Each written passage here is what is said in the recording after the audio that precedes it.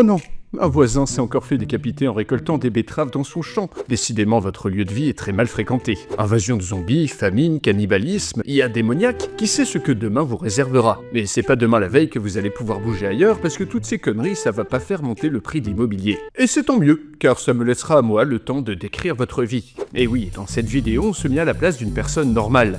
D'un lambda, d'un random total qui vit dans un des 5 pires univers de fiction que j'ai pu trouver. Un paysan, un survivant, un citoyen, un soldat comme les autres, dont le quotidien est parsemé de souffrances et d'horreurs cosmiques. Une vie bien loin de la vôtre, en tout cas j'espère, sinon c'est chaud, que je vais vous présenter dans un classement qui partira de la petite dystopie classique pour terminer par l'univers le plus infâme que j'ai jamais pu trouver de ma vie. Il se peut aussi que ce petit exercice de projection vous fasse découvrir 2-3 œuvres de fiction que vous ne connaissez pas. Donc saisissez-vous de votre fourche, allumez votre puce mentale et mettez dans votre sac votre meilleure ration de viande d'insectes et priez pour que les dieux vous accordent une mort rapide et sans trop de souffrance, car on commence très fort avec...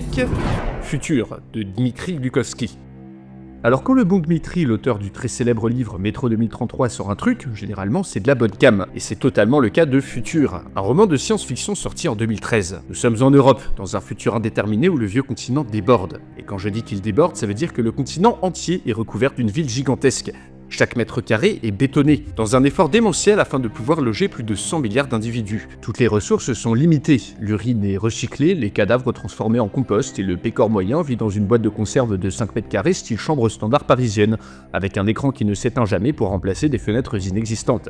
Mais en fait le twist, c'est que dans cet univers, les scientifiques ont trouvé le moyen de rendre tout le monde immortel grâce à une molécule diffusée dans l'eau potable. Du coup des gens sont nés, mais les vieux ne sont pas morts, ce qui a mené à cette surpopulation complètement intenable qui a poussé les autorités à réagir. Dans ce monde où tous les Européens sont immortels, la vieillesse est considérée comme une maladie. Les personnes âgées sont mises au banc de la société. Chaque bébé qui naît est validé par l'État, qui distribue des permis d'enfanter à de très rares élus, souvent les plus riches et les plus puissants. Et que fait-on des enfants illégaux? Ils sont envoyés dans un camp militaire pour y devenir un nettoyeur. Un policier chargé d'injecter un sérum de vieillesse dans le sang des parents irresponsables ou de toutes sortes de dissidents qui ne supportent pas cette dictature des immortels. Ainsi, en tant que citoyen lambda, vous aurez le privilège de vivre pour toujours dans une Europe remplie à ras-bord. À vous gaver d'antidépresseurs fournis par l'État dans votre chambre faisant la taille d'un chiotte, vous êtes condamné pour l'éternité à travailler pour vous payer des plaisirs éphémères et vains, à chercher sans cesse de nouvelles sensations toujours plus décadentes pour combattre la morosité de votre vie. Ok, vous êtes immortel, mais du coup ça fait juste durer votre vie de merde plus longtemps. Enjoy votre crise de la centaine, bienvenue dans une dépression qui ne se terminera jamais. Vous allez perdre petit à petit toute sensation de plaisir, vos émotions et même votre mémoire dans une vie monotone qui dure des siècles et des siècles et des siècles. Et gare à vous si vous avez des enfants sans permission. Gare à vous si vous voulez trouver du sens à votre vie en fondant une famille. Vous en serez réduit à vous terrer dans des recoins obscurs, à vivoter de rapines dans des usines désaffectées, dans des ruines d'anciennes villes recouvertes par des gratte-ciel, ou dans les gigantesques centres de production de viande mystère qui nourrissent la population. Car si on vous trouve, vos marmots vous seront enlevés juste avant qu'un type masqué ne vous injecte un sérum qui vous fera vieillir de manière très accélérée. Quant au reste du monde, n'y comptez pas. L'Amérique du Nord, qui est unie dans ce scénario, est dirigée par une bande d'énormes capitalistes qui vendent le sérum d'immortalité au plus offrant et organisent des loteries avec la vie des gens, tandis que l'Afrique, l'Amérique du Sud et l'Asie se sont effondrés dans la misère et la famine, engendrant un flux continu de réfugiés vers une Europe déjà bien trop remplie. Mais bon, dans Futur, même si c'est infernal, il y a quand même un peu d'espoir pour l'humanité, contrairement à l'univers suivant qui est... 4. Le transperce-neige. Snowpiercer, ça vous dit un truc? Un film en 2013, une série en 2020, et pourtant, à la base, eh bien, c'est une BD française, sortie en 1984, qui sera déclinée en 7 albums. Et oui, Cocorico, le transperce-neige, c'est l'histoire d'un train autosuffisant lancé à toute allure autour du monde, qui abrite les derniers survivants de l'humanité. En dehors de cette machine infernale, la température avoisine les moins 80 degrés, à cause d'une catastrophe climatique survenue quelques décennies plus tôt. Le train est divisé en plusieurs classes, qui résident à l'intérieur d'un ensemble de wagons extrêmement longs. Tout d'abord, la première classe, quelques centaines d'élus ayant payé leur billet une fortune avant la catastrophe, qui partagent des cabines confortables, dégustent des mets de luxe tirés de wagons élevage, de wagons potagers ou de wagons aquarium disséminés dans le train. Ces nantis se vautrent dans la débauche, se droguent, font des orgies, bref s'occupent comme ils peuvent, afin d'oublier qu'ils peuvent mourir de froid à tout moment si le train s'arrête. Puis ensuite on a la seconde classe, et là ça se corse un peu. Le milieu du train regroupe plusieurs milliers d'individus, ceux qui font fonctionner tout ce bordel. La police, les ouvriers, les techniciens, qui vivent et dorment dans des cabines de train couchettes qu'ils partagent à 6. Dans les couloirs, la proximité est insupportable. Les agressions violentes sont fréquentes, les meurtres gratuits également. Le travail est éreintant et dangereux. De nombreuses personnes sont envoyées dehors en combinaison afin d'effectuer des réparations sur le train en marche. la plupart n'en reviennent pas. Pour les femmes, la prostitution reste le seul horizon, tandis que l'espérance de vie des hommes n'excède pas 40 ans. Et tout ce beau monde est plus ou moins fanatisé par des prêtres vénérant la sainte locomotive, celle qui fait avancer le train. Bref, un bon délire.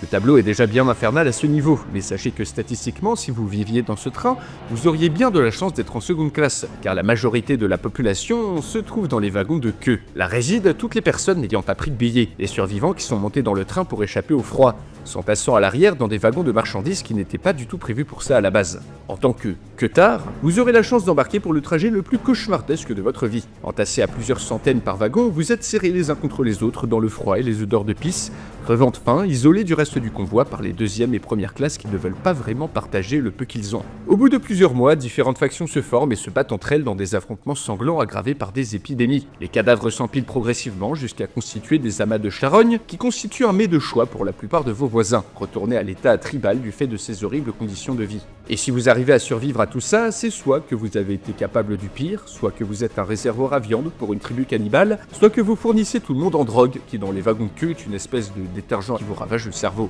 Mais y a-t-il un monde en dehors du train? Attention, petit spoil de la BD, mais oui. Seulement, il se pourrait que ce soit une secte de mutants qui fait des expériences génétiques sur des bébés et qui boit leur sang pour rester jeune. Oups, peut-être que finalement on n'est pas si mal en 3ème classe à se bouffer entre nous. 3. Trench Crusade. Voilà un jeu de plateau qui a fait pas mal parler de lui ces derniers temps. Pour cause, cet univers style Warhammer 40K se situe en plein milieu d'une guerre inspirée de 14-18, mais cette fois-ci opposant des démons à des hordes d'humains fanatisés. Ce conflit, dans cet univers qui mobilise l'humanité entière, a débuté lorsqu'en 1114, une bande de Templiers hérétiques a ouvert un portail vers une dimension démoniaque, qui n'a depuis jamais été refermée. Des démons et des humains alliés aux démons, les hérétiques, ont attaqué le monde des hommes. Le pape a alors déclaré une CDI, une croisade à durée indéterminée, qui dure depuis 800 ans sans qu'aucun des deux camps ne réussisse à prendre l'avantage. En 1914, c'est une horrible guerre de tranchées qui attend le petit conscrit que vous êtes. Dans cet univers, toutes les personnes capables de porter une arme sont envoyées sur le front, dans un vaste champ de ruines de plusieurs milliers de kilomètres carrés, dans lequel s'affrontent des armées gigantesques, mi-modernes, mi-médiévales, utilisant des armements terrifiants, ou faisant appel à des êtres surnaturels ultra flippants, du genre à te découper plusieurs centaines de gus en quelques secondes. Une fois équipé d'une simple masse d'armes, faut pas déconner non plus, les fusils ça coûte cher, vous aurez le privilège de servir le pape chrétien ou le sultan musulman dans une des deux factions humaines du jeu. Les humains vivent dans des sociétés en guerre contre des démons depuis 8 siècles.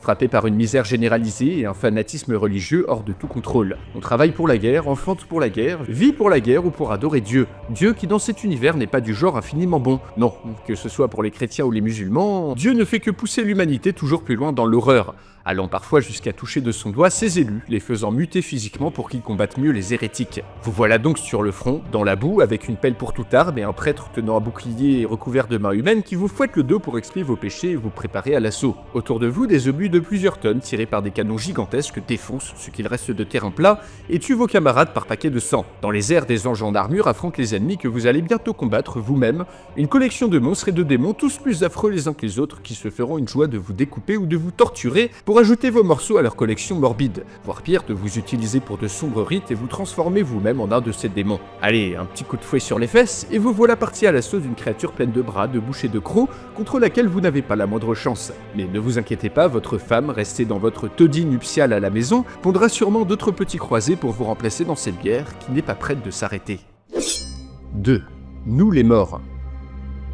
Voici la série de BD qui m'a inspiré mon scénario sur les zombies au Moyen-Âge. Nous les morts se situe dans une Europe qui a été victime d'une peste particulière, car cette maladie, au lieu de tuer, transforme les gens en zombies. Alors attention, hein, pas des zombies débiles qui marchent à deux à l'heure en grognant, non, ces zombies sont finalement comme les humains. Ils peuvent toujours parler, cultiver les champs, copuler. Ouais, on voit deux zombies se reproduire dans la BD, c'est dégueulasse. Avec pour seule particularité qu'ils sont, immortels. Et qu'ils veulent bouffer tous les humains qu'ils voient. Ils ne meurent plus, n'ont plus besoin de manger, ni même de respirer, et la plupart continuent de mener une vie normale dans leur village en massacrant occasionnellement les derniers humains vivants qui s'égarent dans les environs. Dans cet univers, imaginez vous êtes un paysan transformé en zombie. Vous continuez votre vie comme d'habitude, mais petit à petit vous vous rendez compte que vous ne vieillissez plus. Et personne ne meurt, la tête de votre voisin qui s'est fait décapiter par une charrue, me demandez pas comment, est toujours là, sur le porche, à agiter les yeux et la bouche dans une agonie continuelle, tout en étant parfaitement conscient de sa situation. En tant que zombie, la seule manière de mourir est de détruire complètement le cerveau. J'ai bien dit complètement, pas à moitié. Donc au fur et à mesure des accidents de la vie, et au bout de plusieurs siècles, votre corps et votre esprit se sont abîmés, comme dans l'univers de Futur. La vie éternelle n'a plus de sens. Tout autour de vous, le progrès s'est arrêté, la civilisation décline.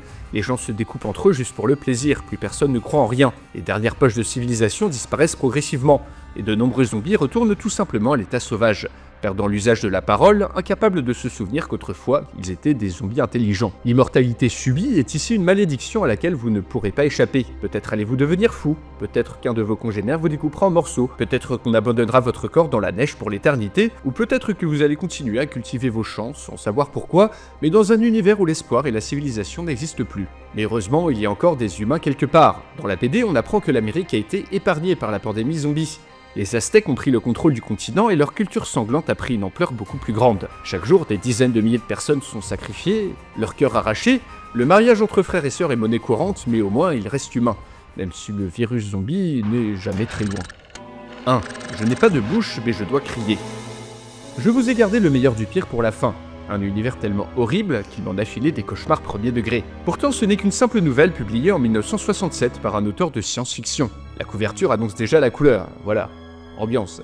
Dans un univers alternatif, l'URSS, les États-Unis et la Chine ont construit chacun des IA très évolués afin de leur donner un avantage pendant la guerre froide. Un de ces super ordinateurs, AM, finit par prendre conscience de son existence et en conçoit une haine extrême de ses créateurs, les humains. Dans sa rage, il déclenche une guerre nucléaire et extermine tout le monde, rendant la surface de la planète inhabitable. Seule une poignée de personnes sont maintenues en vie à dessein par AM, qui les abrite dans un vaste réseau de tunnels et de cavernes artificielles. Ces personnes sont de véritables consciences humaines, mais rendues immortelles par AM, vivant dans une dimension digitale où ils peuvent toujours ressentir de la souffrance physique et mentale. Ainsi, si vous avez la malchance de toujours exister dans cet univers, votre entière existence dépend d'une IA qui vous aide de tous les circuits qui composent son être. AM vous maintient en vie uniquement pour vous torturer de toutes les manières possibles. Vous serez donc affamé, piqué, manipulé, fondu, découpé par AM tout en étant incapable de mourir. Même lorsque vous serez réduit à l'état de bouillie sanglante, vous ne pourrez pas accéder à la douce délivrance de la mort, car AM est bien décidé à vous en empêcher. Je n'ai pas de bouche, mais je dois crier, c'est ça,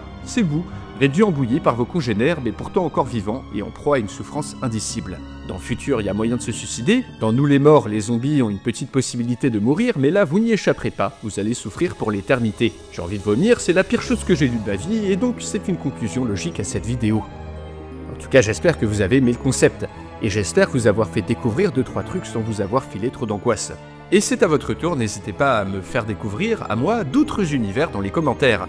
Et sur ce, on se dit à la prochaine pour une nouvelle vidéo.